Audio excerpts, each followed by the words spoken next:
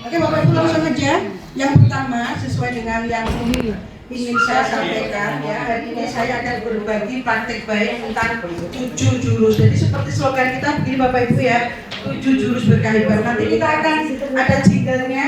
Nanti saya ingin juga Bapak Ibu nyanyikan biar tahu bagaimana apa namanya itu, ada beberapa jurus, ada 7 seperti 7 BK hebat yang akan kita pelajari bersama hari.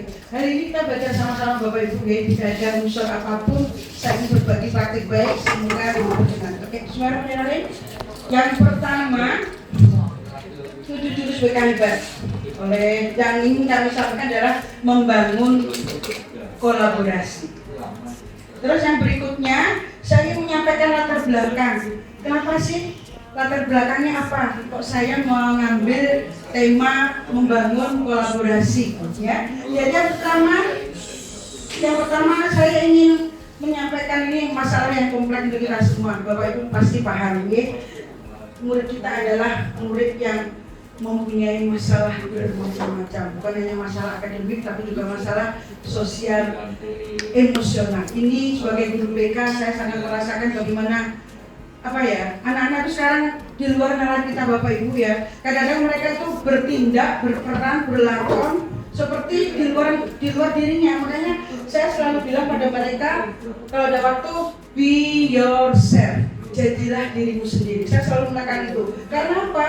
Anak-anak kalau tidak terkontrol mereka akan lepas Ibu, emosinya labil, masih kalau dalam istilah psikologi yang pernah saya pelajari, mereka dalam masa badai dan topan. Jadi mereka itu ibaratnya angin, dia mesti ke sana, ke kiri dan ke kanan, belum punya pijakan yang kuat. Makanya saya sebagai guru BK kelas 7 saya selalu menekan pada mereka, who am I, siapa saya. Itu dasar yang konsep yang selalu saya angkat pada mereka agar mereka tahu dan mereka caranya mengontrol emosi. Paling tidak mereka tahu apa kelebihan saya, tahu kekurangan saya.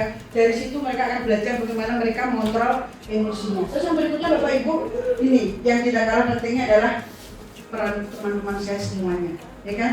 Bagaimana teman-teman saya yang lebih banyak waktunya di kelas, insya Allah lebih paham bagaimana murid-murid saya. Kalau dulu dalam tahun berapa itu istilahnya anak asuh Bapak Ibu, jadi siswa asuh saya adalah murid-murid Bapak Ibu semua. Jadi saya lebih menekankan anak-anak saya adalah murid-murid Bapak Ibu. Yang berikutnya adalah ini yang paling penting kami pelajari kemarin untuk disampaikan Bu Ira tadi, 7 jurus BK hebat. Nanti kita akan bicarakan apa itu 7 jurus ini. Lalu Bapak Ibu yang berikutnya, nah tujuannya apa? Tujuan saya presentasi ini sebagai salah satu tugas saya juga, saya ingin teman-teman saya, tidak hanya saya aja yang paham apa itu 7 jurus BK hebat. Oke. Nanti terus yang berikutnya adalah hari ini saya akan fokus untuk membicarakan jurus yang keenam, kolaborasi. Nanti kita bicarakan juga kenapa harus kolaborasi. Terus yang berikutnya menyusun strategi. Nah ini nanti kita bicarakan sama Bapak Ibu ya, dalam diskusi nanti berkolaborasi antara guru BK dan semua stakeholder yang ada di sekolah. Ini kemarin yang Bu Nur tanyakan, siapa? Aku Bu Nur Gampang. Bu Nur sama saya, oh iya Bu Nur namanya stakeholder.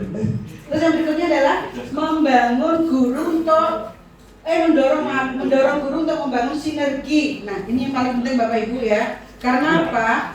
Dari yang pernah saya amati, tapi bukan sekolah saya, bukan sekolah kita, ada beberapa teman-teman tuh yang bagaimana ya, kalau diajak bersinergi, diajak berkolaborasi tuh mereka kayaknya itu kan bukan nah ini saya berusaha untuk menghilangkan stigma itu biar kita semua bersama-sama bergandeng tangan berkolaborasi untuk menjadikan sekolah kita sekolah yang sehat. Nanti ada jinglenya Bapak Ibu biar kita paham juga sekolah yang sehat seperti apa. Nah ini seperti yang saya katakan tadi, kita akan ice breaking ya, kita akan menirukan gerakannya, jinglenya 7 jurus BK hebat.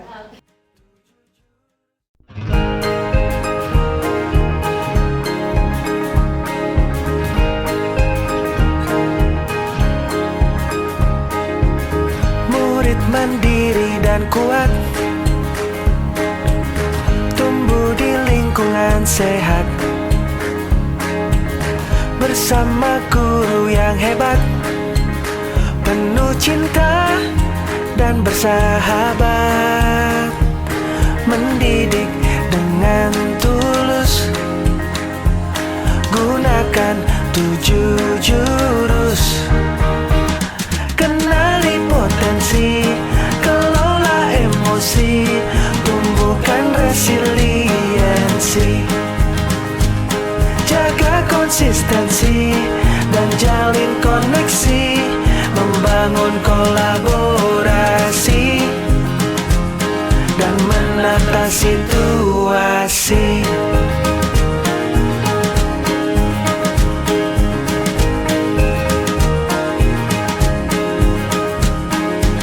Sekolah aman dan nyaman, dan juga menggembirakan. Tempat bertumbuh harapan, bersama ayo kita wujudkan.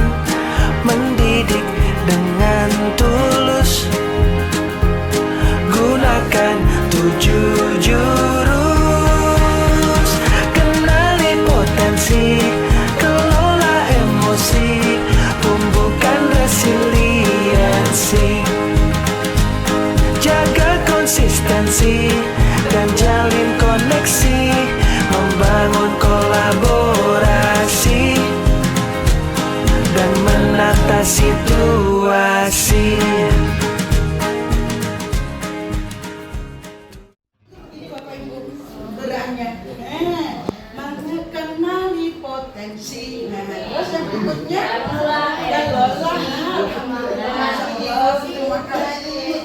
Terus yang berikutnya tumbuhkan resiliensi. Kenapa Bapak Ibu? Karena ini tadi kemarin kebetulan saya hari waktu kegiatan di Grand LT dan di BPU, saya kena istilah 2P.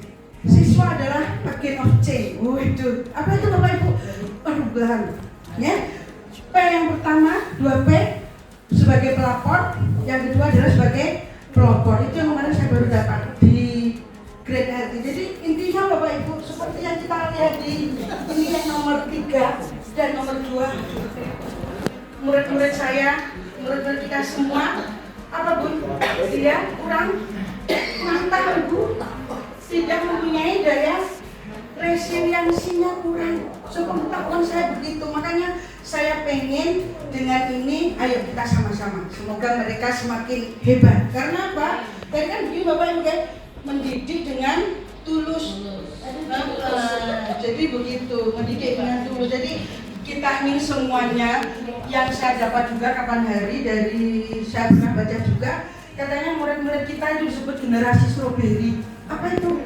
Apa Bu? Ternyata generasi stroberi itu merah di luar, ranum, ternyata dalamnya lembek, kecut, asam. Nah, itu yang ingin kita bicarakan. Karena apa? Anak-anak sekarang Ibu dikit-dikit, nah seperti kemarin aku bilang dari yang sampai salah dia merokok tapi ditampar sampai melaporkan ke itu makanya kami bilang generasi stroberi, ranum di luar, merah di luar tapi dalamnya lembek. Makanya saya, Ibu, Bapak semuanya ayo kita bangun biar anak-anak mempunyai tumbuh resiliensinya. Oke.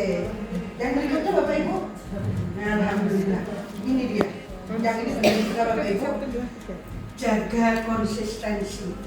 Nah, gini kira tadi. Artinya Bapak Ibu, kita semua, saya, Bapak Ibu, semuanya dari saya yang baru juga di sini, kita harus menjaga apa? Konsistensinya. Karena kita tahu, Masya Allah di luar sana. Saya kalau ngomong sama anak Bapak Ibu, saya selalu contoh berdasarkan fakta yang ada. Jadi, dan saya juga harus hati-hati, terutama kalau saya menyampaikan materi tentang sex education, karena kalau tidak saya sampaikan dengan, mohon maaf saya selalu bilang, ingat ya, kalian nggak boleh overthinking, tidak boleh overthinking. Pupur ini ngomongnya positif, tidak ada negatifnya. Jadi kalau Pupur bicara misalnya sex education, kamu harus apa? Harus berbuka telinga, buka mata. Karena kalau kita masalah kemarin apa Bu Agni yang cash pro, kesehatan reproduksi, itu anak-anak harus paham Bapak Ibu, terutama yang putri. Karena alhamdulillah dari ya kita jaga semuanya, semoga tidak terulang lagi. Anak-anak harus paham kalau umur sekian kamu sudah begini, yang perempuan, yang laki-laki kalau sudah balik, sudah pecah suaranya, sudah sunat, sudah khitan, begini. Itu kadang-kadang kalau pernah saya tanya, pernah nggak ayahmu atau ibumu mengajarkan kamu bagaimana kamu kalau sudah bad dream? Apa bad dream? Mimpi basah.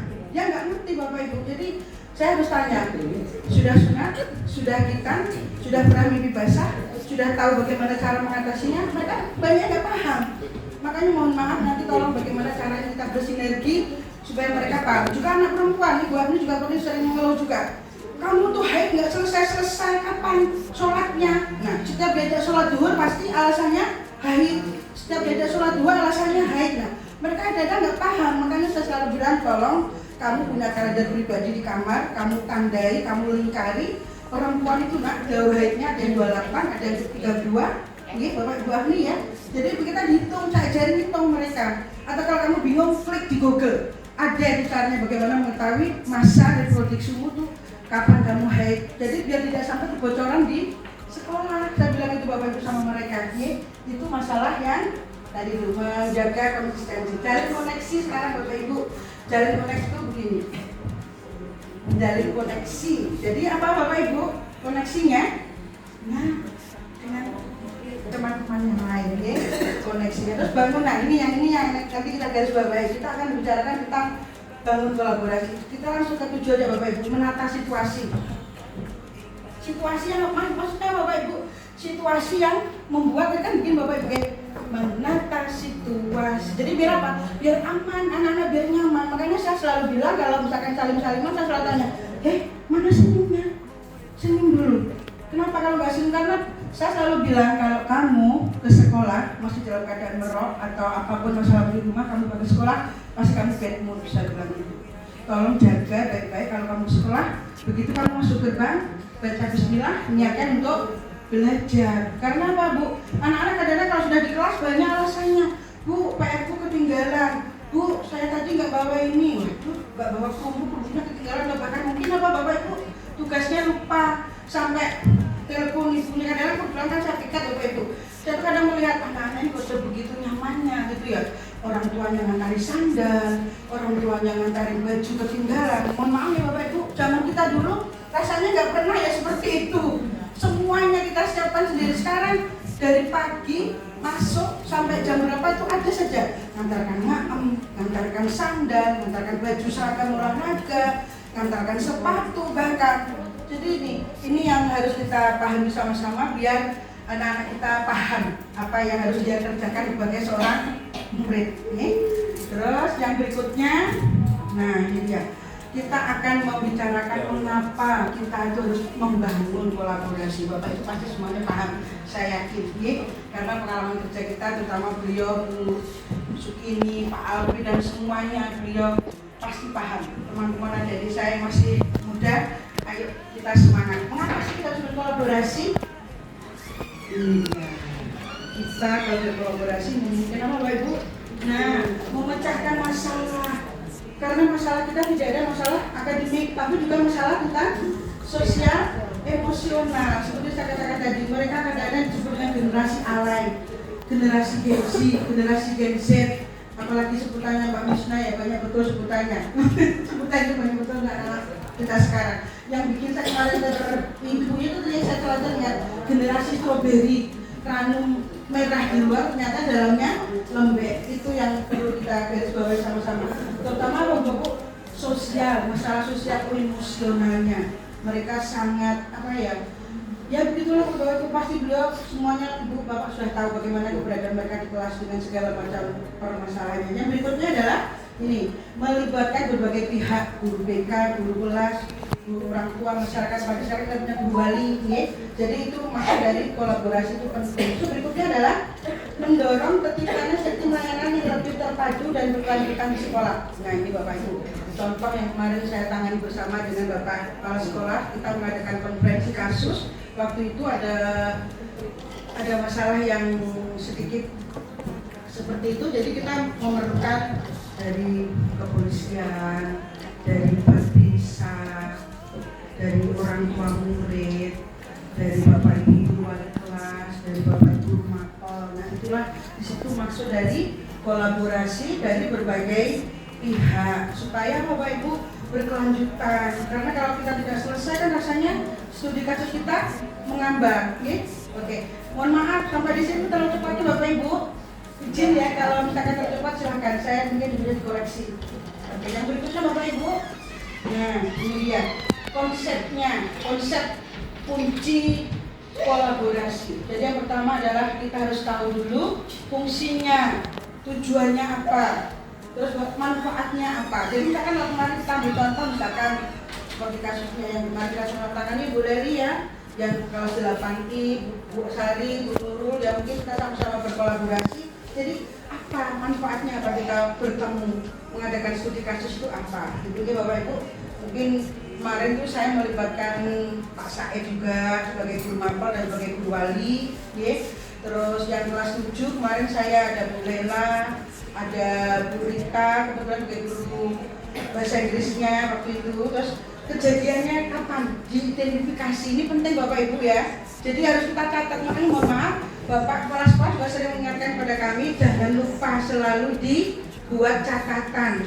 Kapan terjadinya, masalahnya apa, siapa saja yang terlibat harus jelas. Ya. Terus yang berikutnya adalah mekanisme kolaborasi, bagaimana proses kerjanya. Jadi siapa yang bertanggung jawab, misalkan Bapak Kepala Sekolah sebagai penanggung jawab, nanti guru BK, mungkin guru mapel, ada guru wali kelas. Jadi itu semua Bapak Ibu ya. Terus yang berikutnya adalah strategi melibatkan. Nah ini misalkan kalau dalam istilah BK Bapak Ibu kita kan punya alurnya, alur mekanisme penanganan siswa bermasalah. Jadi misalkan kalau dari guru ada siswa bermasalah, paling tidak guru wali kelas dulu, habis itu ke guru wali, habis itu ke guru BK. Kalau misalkan kami sebagai guru BK sudah tidak mampu lagi, kami berkoordinasi dengan orang tua murid, dengan Bapak Kepala Sekolah. Nah itu namanya direferal Bapak Ibu, dialih tangan kasuskan. Jadi biar kita tidak sok berkuasa atau sok mampu, tidak mampu. Apapun masalah kita hadapi bersama, saya di guru BK, teman-teman guru BK tetap memerlukan kerjasama dengan teman-teman yang lain. Ya. Terus yang berikutnya, tadi sudah Bapak Ibu ya, medianya, komunitasnya. Ini tadi saya bilang referral. Misalkan kalau kita mohon maaf, kita kasih contoh, maka kita ketemu masalah dengan yang ada kriminal, ya kita bersama di bawah kepolisian. Kalau misalkan kita bermasalah dengan kesehatan reproduksi, kebetulan ada anak kita yang bermasalah dengan itu, ya kita bekerjasama dengan Kesmas, begitu Bapak Ibu. Jadi paling tidak komunitas yang kita anggap mampu, kita anggap kompeten itu harus kita libatkan dalam menangani masalah kita. Terus media, nah ini harus kita jaga sama-sama Bapak Ibu ya, karena apa? Biar bagaimanapun nama baik yang bisa dijaga. Jadi ya sepandai apapun kita jaga supaya media itu ya boleh Bapak Ibu mengetahui, tapi kan tidak semuanya harus dikonsumsi oleh publik. Ada beberapa contohnya. Nah ini tadi yang seperti saya katakan tadi ya Bu Gladys ya, Bu Gladys Bu Desi, misalkan murid sering bolos, bagaimana caranya? Di guru kelas, BK, ajak orang tua berbicara, komunitas lokal ikut berdampingan dulu. Ya yang berikutnya, monggo silakan baca sendiri. Banyak. Biar gak kata Bapak Ibu, kayaknya kok tegang banget nih. Ngaduh, nanti kita nyanyi lagi Mas Bagas ya, setelah ini Mas Bagas yang terakhir ya. Oke, ini dulu berikutnya, murid mengalami konflik dengan teman ini paling sering Bapak Ibu. Ya, paling sering teman sebaya. Makanya kemarin waktu kami ada kegiatan di BPU dan di Grade LT, salah satu yang ditekankan adalah teman sebaya. Makanya kemarin saya bilang, makanya besok izin Bu Afni hari Jumat saya ingin berdiri lagi di lapangan, saya akan menyampaikan 2P, pelopor dan pelopor. Itu, iya karena pelopor dan pelapor. Nah, sambung Ibu, terima kasih banyak.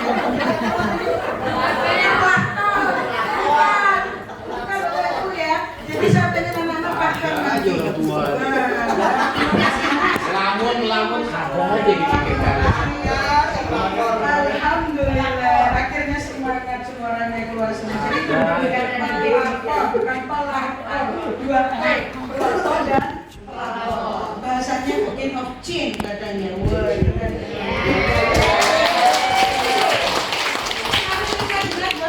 Bisa bahkan Ibu psikolog siapa namanya? Jadi Ibu pokoknya kamu nanti kalau sampai sekolah kamu jadi in of change. bagian of C, 2P, pelapor dan pelopor. Ibu mau dengar dari ini. Kebetulan sekolah kami kemarin sekolahnya Bu Ira, ada tim inti buat Bu Ira ya, jadi forum anak se-Kabupaten Bukan. Terima kasih banyak. Alhamdulillah. Nah, ini seperti saya katakan tadi, saya nanti ingin Bapak Ibu membuat contoh. Pilih salah satu murid dari kelas Ibu, misalkan Bu Desi punya kelas 7I, misalkan mau ngambil contoh anak tadi Bu Desi ya dengan gangguan pendengarannya. Habis itu rencana kolaborasinya apa? Nah, mungkin ketemu dengan saya guru BK, ketemu dengan guru walinya, ketemu dengan guru mapelnya. Terus lakukan monitoring, menanyakan bagaimana dia belajar di kelas. Nah, itu Bapak Ibu ya.